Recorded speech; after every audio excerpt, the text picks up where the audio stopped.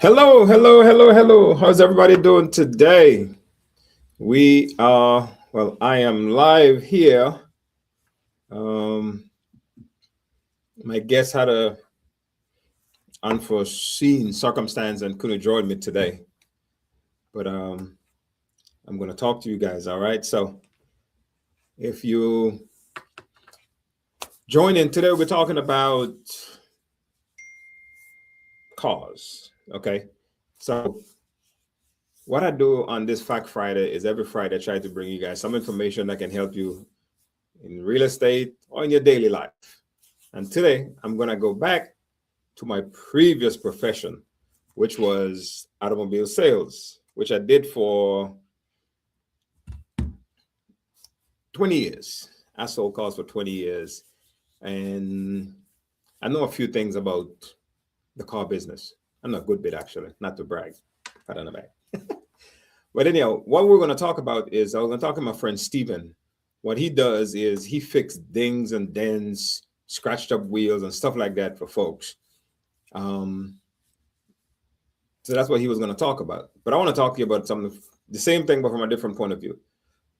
Like you would be like, okay, you have a car, you want to trade it in, for example, and you have a dings, you have dents, you have a minor stuff on your car, especially scratched up wheels, and you're going to trade your car in, and you're probably wondering, is it a good idea to trade my car in with all these little itty bitty issues, or is it a better idea to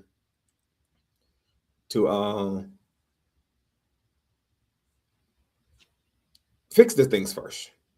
Well, here's my opinion where that's concerned. Anytime you can have your car as flawless as possible, it's going to help you. Now, keep in mind, you're trading a used vehicle, it's going to have flaws. There's no such thing as a used vehicle with no flaws. It does not exist, okay? Absolutely does not exist. Every used vehicle has flaws. But the question you have to ask yourself is, when I'm going to trade in my car, is it worth fixing these few things or just doing it like that? Let's start with wheels. Let's say you have your wheels are scratched up and you're thinking of trading your car. In my professional opinion, I think it is better to get them fixed before you trade it in. Because the dealer, even if he's going to cost the dealer $150 to fix it, the dealer is going to tell you it's going to take away minimum $500 to $1,000 off of your appraisal value, because he's going to tell you, I have to fix them. And that is true. He'll have to fix them. The question then becomes, how much is going to cost for you to fix them? Let's say it's going to cost you $200 to fix those wheels. I promise you, it is much better for you to trade that car in with those wheels fixed, and you'll get a higher trade-in value for your car above the $200 that you paid than if you traded in like that. So that's one instance, especially for people who lease cars. If you're leasing a car and you're going to turn your car in, you'd want to turn the car in with as little flaws as possible, because the manufacturer, the bank who you lease that car through, is going to find every which way to charge you for something. And they're going to charge you retail. So if you turn in your car, your lease vehicle, with scratched wheels, they might charge you $2,000. That's because to them, the car is going to be worth that much less when they're not doing based on what they're going to technically fix it for, because they're not going to fix it. They're going to sell it. But they're looking at it from the standpoint of, this is what it's going to cost me, what this one is going to cost the bank in dropped value to turn in a lease vehicle with a bunch of scratched up wheels. So you can spend the $200 and fix the wheels, and then you'll be fine. That way you don't get a bill for $1,000 from the bank. I see it happen. I used to see it happen all the time. And that's why when I used to work at the dealership, we used to tell our clients, especially tell my clients, before you trade your vehicle and bring it by, let's give it a once over and give you an idea of some of the things that you should fix before you trade it in, because they are going to charge you retail for something they are not going to fix, but to them it's just going to be worth that much less when they trade it, when they sell it at auction. So that's the wheels. Now we have little dings on your car. Same thing. Fix them. Find somebody like my friend Steven came be here today, um, and get it fixed. He might charge you $45 to take out a dent. He might charge you $50 to take out a dent. Get them taken out. Because if you trade it in with a dent, the dealer is going to tell you, hey, we got to fix all these dents. We got to do this. We got to do that. That is true. They might not, because it's a used car, and turn around. When the person comes to buy the car, they might have left it like that, and they're going to tell the person, hey, it's a used car. It's going to have dents. It's going to have dings. So if you want to get the top value for your car, spend a little bit of money before you trade your car in. Fix the little dings, get a little, somebody go get a little touch up, but you got to do it properly. Fix those little dents, fix the scratches on the wheels, any little thing. I'm not telling you to go refurbish your car. No, don't refurbish your car. Don't go spend $3,000 unless your bumper is falling off. Of course, you want to have that patch put back on, but don't go spend thousands of dollars. But like, fix your wheels, little dents. If your windshield has a crack, go ahead, and there's people around the city also that can fill those holes. And that way the dealer can't tell you they have to put a brand new windshield in the car, because that's what they're going to say. But guess what? You're not going to put a new windshield. They're going to call that same guy, and he's going to charge them $25 to fix the hole. But we're going to tell you, we got to take $700 off. Again, they're in this business to make money. It's not no trick. It's just, that's the way it works. So you can save yourself some money by paying a little bit up front before you trade in your car. Okay. Like I said, I did this for over 20 years. So I know some of the things that can help you save money when it comes to stuff like that. Same thing to your interior. Especially when you're dealing with luxury cars. When you deal with a luxury car, you want to have stuff taken care of. If you have your leather is ripped in your car, just a small little rip, find somebody to fix it, because that little rip is gonna reduce your value, the trade-in value of your car, probably by thousands of dollars. Because again, it's a luxury car. Most people don't come buy luxury cars and want rips in their seat. They want it to be, it's got to stand up. So things like that. What else? If at all you can wash your car before you bring it in, that would help, because then the dealer can actually see the car, and they won't have, if you bring a car packed with mud, then they're going to take money off just because of that, because they don't know what's under that mud. It could be big old scratches under there. They're going to reduce it a little bit, where you can just run it through the car wash on your way to the dealership and make it look better. It will give you a little bit more value for your car just by doing that. What else? What else you can do? Let's see. Again, we talk about the interior. Fix any little on your leather. Make sure you don't bring your car, trade in your car, especially if it's a nice car, but you just so happen to be one of those people who the curb keep hitting your car. Like every time you drive along the road, the curb just come out and hit your car. If you're one of those people, get it fixed. Find somebody. It might cost you $200, but it's that $200 is going to save you from the dealer saying, hey, it's going to cost us $1,500 to fix this car, to fix these wheels. Because the next person comes in, they don't want to buy a scratched up wheel car. So the dealer's going to fix it. You're going to pay for it. Take up a little bit extra more. Dings, dents. They are things you got to do. Just spend a little bit, get it done. Now, if you have your bumper falling off, you definitely want to have your bumper put back on, because the dealer is going to then reduce you by a tremendous amount, because he's got to put it on to sell it. But above all that, here's the one thing, if you can avoid to do with your car, if you ever plan to trade it in and you don't want the value to drop by a lot, is don't ever, ever, ever smoke in your car. The minute you smoke in your car, that smoke scent will never go away. I was in the car business for 20 years, and we did everything. We spray, we do, I can't even call the name of some of the things that we tried. We put these machines in them overnight and let it just suck out no, it's not going anywhere. As soon as the sun comes up and that car gets hot, it's gonna come right back. You know why? Because the smoke goes in the fibers, go in the fiber of the seat, it goes in the fiber of the carpet, it goes in the fiber of the headliner. It ain't coming out. So even if you don't fix your dent, even if you don't fix your wheels, the one thing you shouldn't do, if you can avoid, don't smoke in your car. But here's something else too that people don't realize. If you smoke and you smoke outside your car and then you go in your car, the smoke's coming in with you. And as long as smoke get in that car will always smell like smoke. I've never seen anybody taking the smoke cell, the smoke smell out of a car and it never come back. I'm not saying it can't happen, but in 20 years from 2001 to 2021, I have never seen a car that was smoked in went through a process other than, and I've never seen it done by take out the headliner, take out the carpet, change out all the fibers. Even in your filter is gonna go in there too. So that's the number one thing to avoid with your vehicles. If you ever want to trade them in and get top value for what your car is worth, is do not smoke in your car. If you don't hear anything else I say, don't smoke in your car.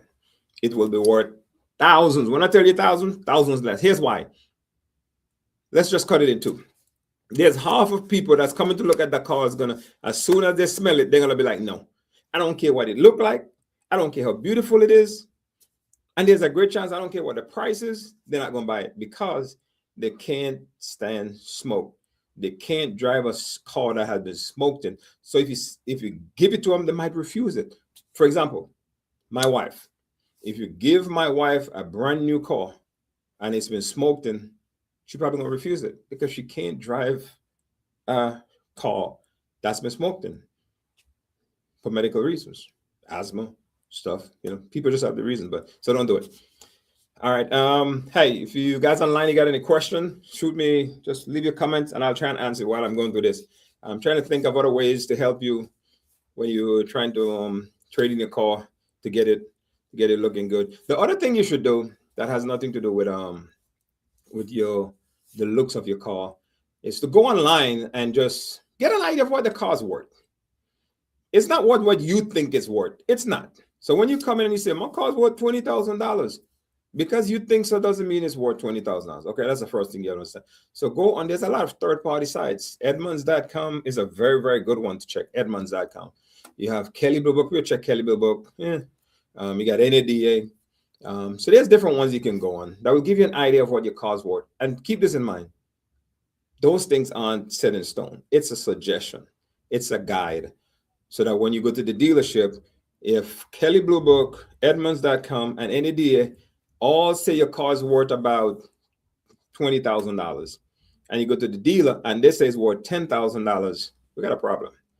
But if Kelley Blue Book and all says worth 20 and dealer says worth 15, you're closer because again, you might have put in wrong information in terms of the quality of your car when they gave you that 20,000. You might have forget to say, oh yeah, all the wheels are scratched up. Oh yeah, we got a big dent in the back. Also, your Carfax report. So just go online, get an idea of what your car might be worth. That way you are informed. It's not to go beat nobody up, but it's so that you will feel when you leave that you won't take advantage of, which you're not being taken advantage of because you have a number, they have a number, somewhere in the middle is where you're going to meet.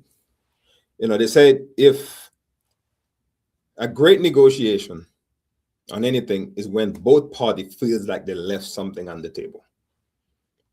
You know, that's when a negotiation is really great. When both parties feels like they've let something on the table, that means everybody win, everybody lose. You give up something, you get something. All right. I think that's all I got. Hopefully that helps you guys when you go to trading your next car. And again, if you're leasing your car, always go back. If you can, go back to the dealership before you turn your car in and let the salesperson who you worked with, they might be able to help you walk around your car and give you an idea of some of the things that you need to fix. I used to have my clients do that for me all the time. Was in the car business. Say, hey, look, before you turn this car in, come by, let me take a look, give you an idea of what you might want to fix, what you might not want to fix before you turn it in, because they have some parameters in terms of size. Like if the scratch is that small, it's not going to matter. If it's that long, then it's going to matter. So that can save a lot of money if you are someone who always lease your vehicles and turn them in. Get a dealership, get the salesperson, hopefully they're still there, and have them tell you some of the things you can do to get your vehicle when you turn it in, that you don't end up with a bill afterwards for things like scratches and things. And here's the other part, something else to remember: when you turn your vehicle, and take pictures of it, take pictures of the car. That way, if they come back and say, hey, your car had this dent when you turned it, you can go back to your pictures and be like, no, it didn't. I did not do it. Here's the time. Here's the date. Here's the time. Here's a picture of my car. I did not scratch my car.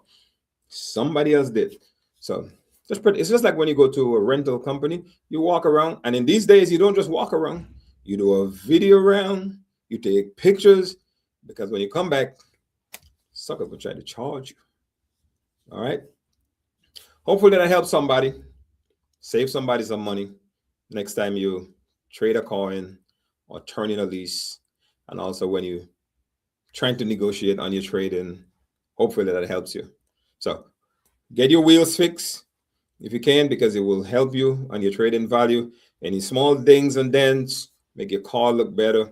Any if you have leather seats, if they're torn, especially if it's a luxury vehicle, try and get them fixed. See what it'll cost to fix it. Obviously, don't go spend $10,000 to fix your seat and trade your car in. You're not going to get your money back. It's just not going to happen.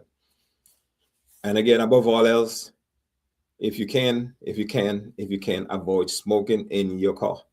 Smoking in your car is the number one thing that will kill the value of a car quicker than anything else. It might even be worse than, personally speaking, I think it's worse than Carfax.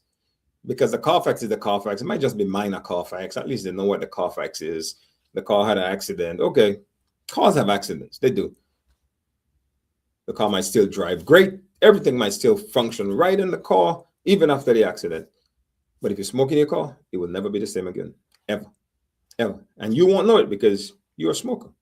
So to you, it's fine. But to me, like personally, I will not buy a car that's been smoked in. I don't care what the price is. I'm not buying it because I can't deal with it on a daily basis. And when the sun gets hot in Memphis, that smoke is going to come out blazing. And you will not be able to drive that car to work or from work.